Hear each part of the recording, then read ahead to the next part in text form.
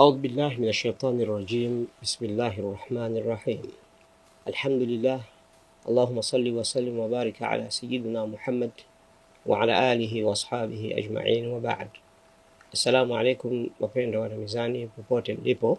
Taarifa tulionayo hii leo ni kutoka kule mjini Tehran, ambapo jeshi la Israel alfajiri ya leo kwa saa za Tehran kule nchini Iran imefanya mashambulio kadhaa ya nguvu na kusababisha hasara kubwa sana katika nchi hiyo ya Ghuba ya Uajemi, lakini vile vile kuua makamanda wa ngazi za juu wa jeshi na masayentisti, yani wataalamu waliobobea katika fani ya nyuklia, ambao nao pia ni miongoni mwa wale waliouliwa katika shambulio kubwa kupata kutokea. Shambulio hili linakuja kufuatia mazungumzo yanayoendelea kule nchini Oman baina ya Iran na Marekani. Marekani ikishadidisha kwamba Iran haina haki ya kumiliki teknolojia ya nyuklia. Juu ya hilo, Iran imekuwa ikisisitiza kwamba hakuna mjadala wa nchi yoyote utakaoweza kuisimamisha Iran kuendelea kurutubisha nyuklia yake, na badala yake Iran imetangaza kuwa inaendelea na sasa itafungua kituo kipya zaidi kwa ajili ya kuendeleza shughuli za urutubishaji wa urani. Israel pamoja na Marekani zimejipanga kwa ajili ya kuishambulia Iran, na hii leo siku ya Jumaa Juni 13 tayari Israel imeanza mashambulio ya nguvu kabisa, ambapo takriban ndege 400 zimerushwa na kuishambulia mikoa kadhaa ya Iran. Milipuko mikubwa ilisikika mapema leo asubuhi siku ya Ijumaa Juni 13, 2025 katika maeneo kadhaa ya mji mkuu wa Iran, Tehran, na pia katika mikoa mingine nchini humo. Ripoti za vyombo vya habari zimenukuu jeshi la Israel likisema kuwa limetekeleza mashambulio ya anga katika maeneo mbalimbali ya Iran. Kwa mujibu wa Press TV ya Iran, miongoni mwa waliouawa ni wanawake na watoto. Aidha, kwa mujibu wa ripoti ya shirika la habari la Fars, karibu saa 9 alfajiri saa za Tehran, milipuko mikubwa ilisikika kutoka maeneo mbalimbali ya mji huo mkuu wa taifa la Uajemi. Benjamin Netanyahu, waziri mkuu wa utawala ghasibu wa Israel, katika taarifa rasmi alitangaza kuwa Israel imeanzisha operesheni ya kijeshi yenye malengo maalum dhidi ya Iran. Picha unayoishuhudia ni sehemu ndogo tu ya uharibifu uliofanywa na mashambulio hayo makubwa ya Israel dhidi ya Iran, mashambulio ambayo Israel imekuwa ikiyatangaza kuyafanya kwa muda mrefu kidogo, na kama matokeo tayari imefanya shambulio kubwa la kwanza katika mikoa mbalimbali ya nchi hiyo. Meja Jenerali Hossein Salami, kamanda mkuu wa jeshi la Iran la walinzi wa mapinduzi ya Kiislamu IRGC, pamoja na Meja Jenerali Mohammed Bagheri, mkuu wa kamandi ya majeshi ya Iran, wameuawa shahidi katika hujuma ya anga iliyotekelezwa na utawala katili wa Israeli mapema alfajiri ya kuamkia leo siku ya Ijumaa Juni 13, 2025 mjini Tehran. Ripoti zinasema kuwa maafisa wengine waandamizi wa IRGC na wanasayansi wa nyuklia kadhaa wamekuwa miongoni mwa mashahidi katika mashambulio hayo yaliyolenga Teherani na mikoa mingine mbalimbali katika nchi hiyo. Shirika la utangazaji la Jamhuri ya Kiislamu ya Iran, IRIB, limethibitisha kuwa Meja Jenerali Gholam Ali Rashid, kamanda mwandamizi katika kamandi ya majeshi ya Iran, pia ameuliwa shahidi katika mojawapo ya mashambulizi hayo. Wanasayansi waliobobea wa nyuklia Mohammed Mehdi Teheranchi na Fereidon Abbasi pia wameripotiwa kuuawa katika mashambulio hayo ya alfajiri ya leo. Katika jiji la Tehran, majengo kadhaa yakiwemo yale ya Narmak, mtaa wa Shahidi Charman na maeneo ya Chitga yamelengwa na mashambulizi hayo. Wakati huo huo, taarifa zimepokewa kuhusu mashambulizi mengine katika maeneo mbalimbali ya nchi hiyo kama vile Hamadan na Natanz. Hadi sasa hakuna taarifa rasmi au thabiti kuhusu kiwango cha uharibifu au idadi ya waathirika. Waziri wa vita wa Israel Katz amesema kuwa kufuatia shambulio hilo la Israel dhidi ya Iran, hali ya tahadhari ya kiusalama imetangazwa katika maeneo yote Israel. Katz alionya kuwa kuna matarajio kuwa Iran itajibu mashambulio hayo kwa kutumia makombora na ndege zisizo na rubani, drones, dhidi ya Israel katika siku zijazo. Mashambulizi ya kwanza yaliyoripotiwa hivi karibuni yalifanyika mnamo saa 9 za usiku kuamkia leo Juni 13 kwa saa za Tehran.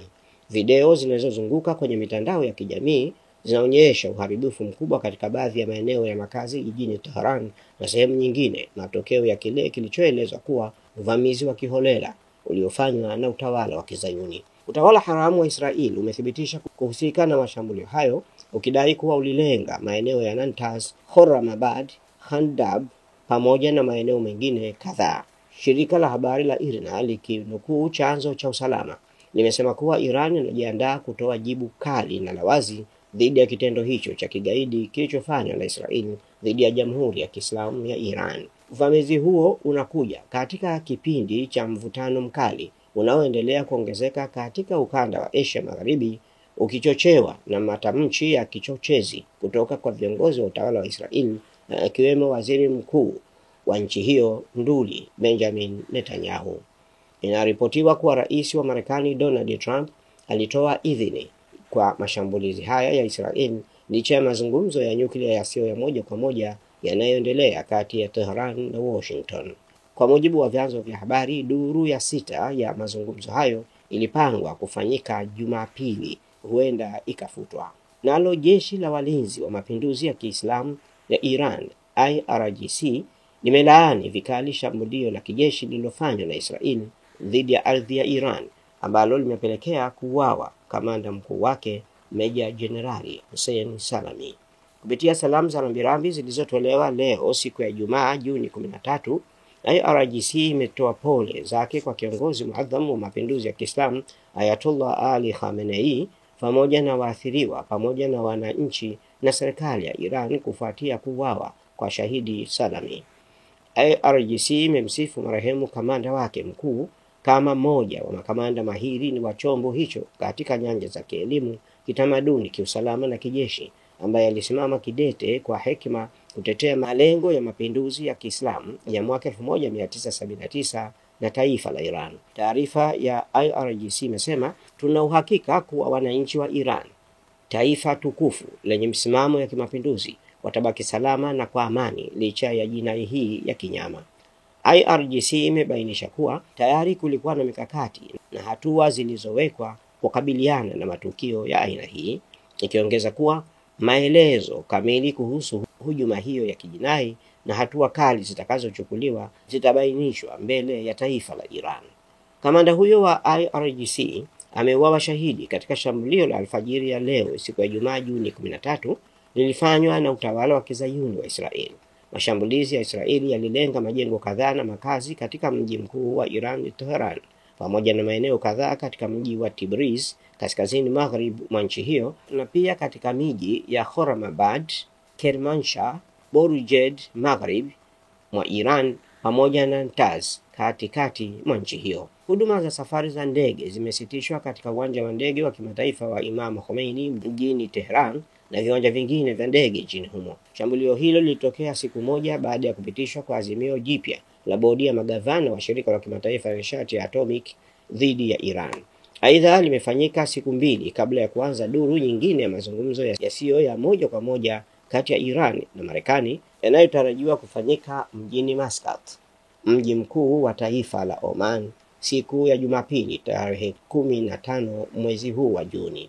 Tehran na Washington zimekuwa zikifanya duru 5 za mazungumzo tangu Aprili 12, zikihusisha upatanishi wa Oman kwa lengo la kufikia makubaliano kuhusu mpango wa nyuklia wa kiraia wa Iran na kuondolewa vikwazo dhidi ya Jamhuri ya Kiislamu ya Iran.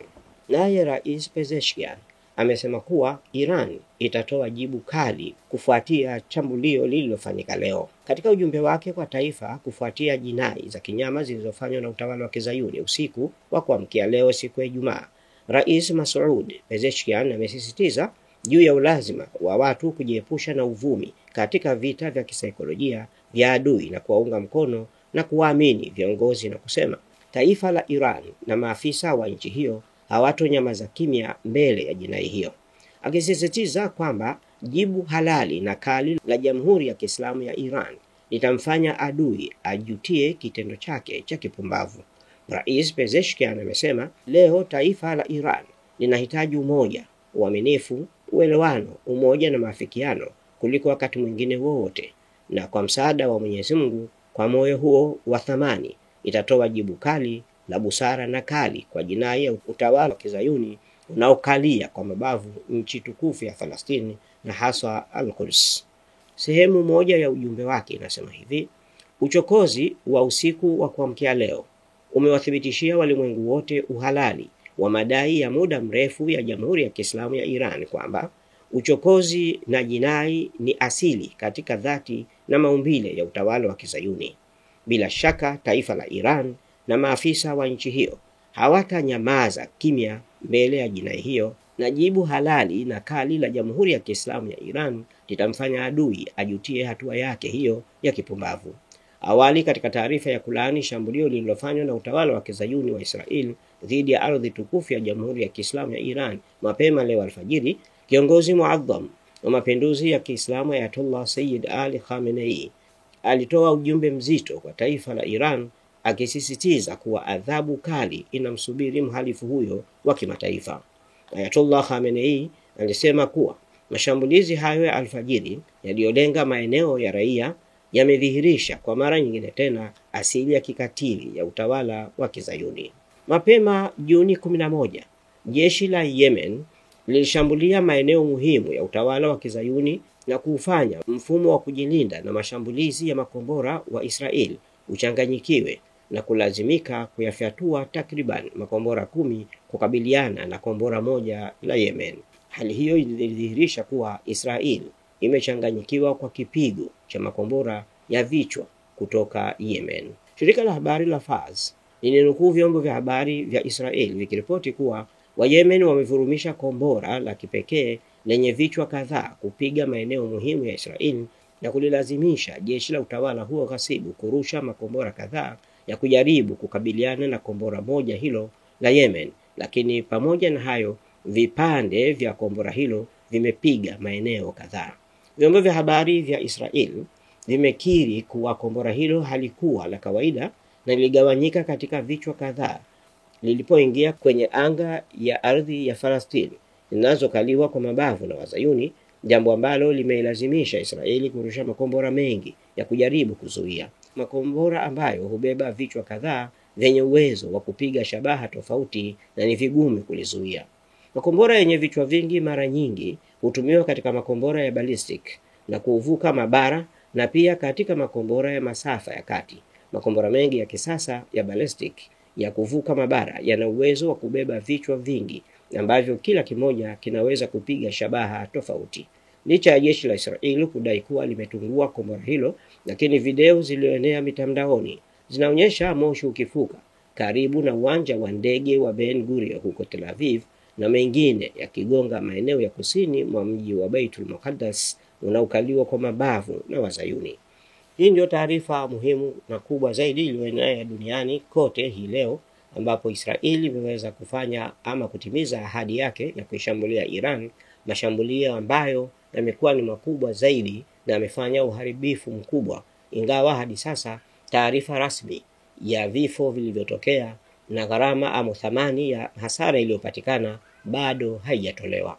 Hali hiyo hiyo kwa upande wa Israel, viongozi wa Israel wameshatoa indhari kwa raia wao kuwa katika hali ya tahadhari kwa wakati wowote, kwani Iran itakuwa iko tayari kwa ajili ya kuandaa jibu kama inavyofahamika kwamba ni lazima Iran nayo itaishambulia Israel.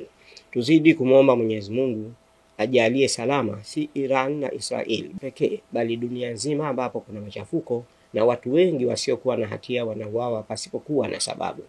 Vita hivi vinavyoendelea huko Mashariki ya Kati kati ya Hamas na Israel ni vita vya uonevu, ambapo Israel inapigania kunyang'anya ardhi za Falastini kama ilivyokwisha kufanya mara ya kwanza mwaka 1948, ambapo Israel ikisaidiwa Marekani na Uingereza zilipora kwa kuivamia ardhi ya Falastini na kisha kuanza mauaji ya kuwaua Wafalastini, kubomoa majumba yao na kuwanyang'anya ardhi na mashamba yao na kuwaua ili muradi waweze kuipora ardhi ya Falastini na kulipoteza kabisa taifa la Falastini kutoka katika ramani ya dunia.